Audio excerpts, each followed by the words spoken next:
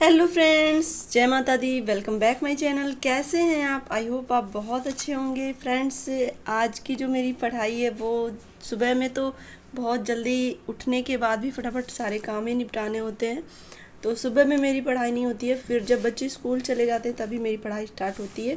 फिर रात में तो जब भी देखिए हर घर की कंडीशन अलग अलग है, जब भी जिसको भी जिस तरह से टाइम मिले उस तरह से अपने आप को मैनेज करना चाहिए और पढ़ने की कोशिश करना चाहिए।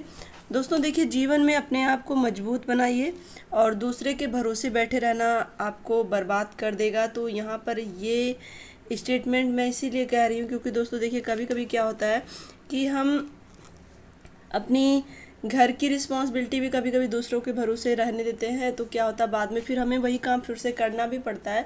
तो ये नहीं करना है।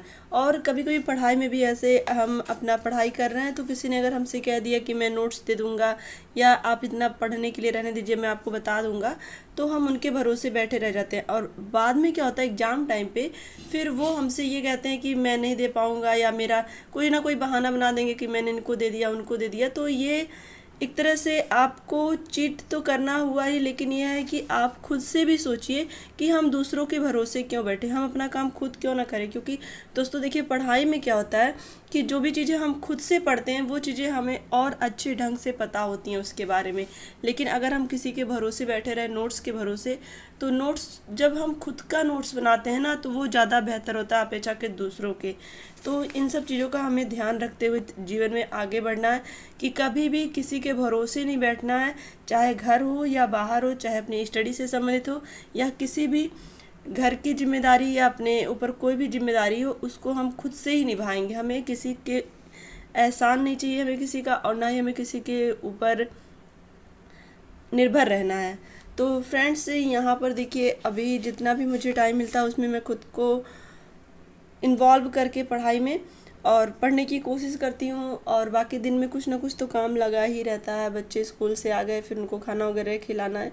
तो कृष्णा तो अभी केवल 2 घंटे के लिए स्कूल जाते हैं, 9 से लेके 11 तक, फिर 11:10 पे वो आ जाते हैं। तो इस तरह से बस 2 घंटे का मेरे पास सुबह में टाइम रहता है पढ़ने का। बाकी दिन में भी कुछ ना कुछ टाइम रहता है, लेकिन यह है कि बच्चों के बीच डिस्टरबेंस भी होती है। कभी वो लोग कुछ खाना वगैरह उनको खिलाना है या कभी कुछ डिमांड कर रहे हैं, तो कुछ ना कुछ चलता ही रहता है। या घर में कोई काम आ गया तो उस ढंग से पढ़ाई नहीं हो पाती है, उस कंसंट्रेशन से पढ़ाई नहीं हो पाती जितना होना चाहिए। तो रात में या तो कंसंट्रेट होकर पढ़ाई हो पाती है, या तो जब बच्चे स्कूल गए हैं तब पढ़ाई हो पाती है।